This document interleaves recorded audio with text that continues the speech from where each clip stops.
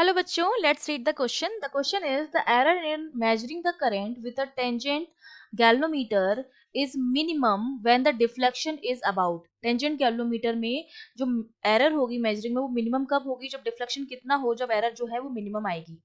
तो देखिए इस क्वेश्चन को सॉल्व करने के लिए हमारा जो की कॉन्सेप्ट रहेगा उसमें आपको पता होना चाहिए कि जो टेंजेंट गैल्वेनोमीटर है उसमें जब स्मॉल करंट जो होती है फ्लो होती है उसकी वजह से एक ह्यूज डिफ्लेक्शन आता है. ठीक है, और ये जो ह्यूज डिफ्लेक्शन होता है स्मॉल करंट की वजह से उसको हम कहते हैं sensitivity of that tangent galvanometer, जिसको हम बोलते हैं थीटा अपॉन आई. ठीक है, यहाँ पर जो करंट होती है दैट इज गिवन बाय के टेन थीटा, जहां पर के जो होता है that is your torsion constant. तो यहाँ से मुझे आई और थीटा टेन थीटा में आई और थीटा में रिलेशन पता चल गया that I is proportional to tan theta. ठीक है, तो अब हमें डिफ्लेक्शन अगर मुझे टेंजेंट किलोमीटर में मिनिमम करनी है एरर करंट में, तो डिफ्लेक्शन जो आना चाहिए उसकी वैल्यू क्या आनी चाहिए?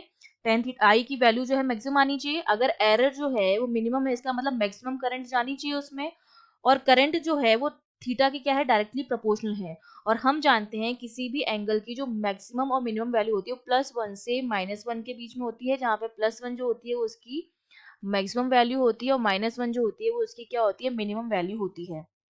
ठीक है, तो टेन थीटा जब वैल्यू जो आएगी वो +1 कब आएगी? जब मेरा थीटा जो होगा वो 45 डिग्री होगा.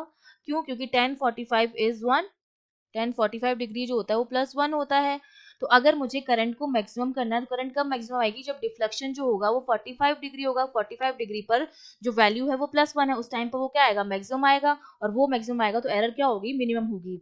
या फिर हम इस तरह से देख सकते हैं कि जो आई इक्वल टू के टेन थीटा है उसको मैं अगर डिफ्रेंशिएट कर दूं विथ रेस्पेक्ट टू थीटा, तो हो जाएगा d I upon d theta which is equals to k, और टेन थीटा का क्या हो जाएगा आपका, सेक स्क्वायर थीटा हो जाएगा, सेक स्क्वायर थीटा. तो यहाँ से डी आई की जो वैल्यू हो जाएगी वो आपके पास हो जाएगी के सेक स्क्वायर डी थीटा. तो डी आई अपॉन आई की जो वैल्यू हमारे पास आ जाएगी यहाँ से, अगर मैं यहाँ से डी आई अपॉन आई की वैल्यू निकालूं तो हमारे पास कितनी हो जाएगी, डी थीटा अपॉन, इसको मैं लिख सकती हूँ sine theta into cos theta.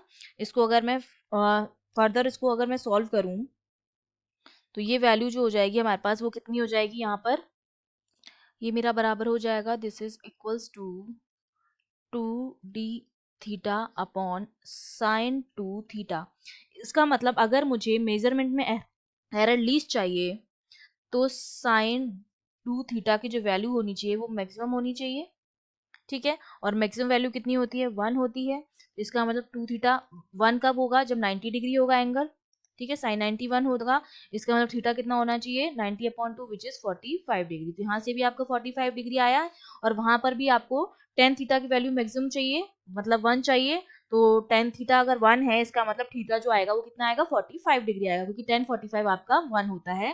That means आपका जो बी ऑप्शन है वो बिल्कुल करेक्ट हो जाएगा. I hope you understood well. All the best.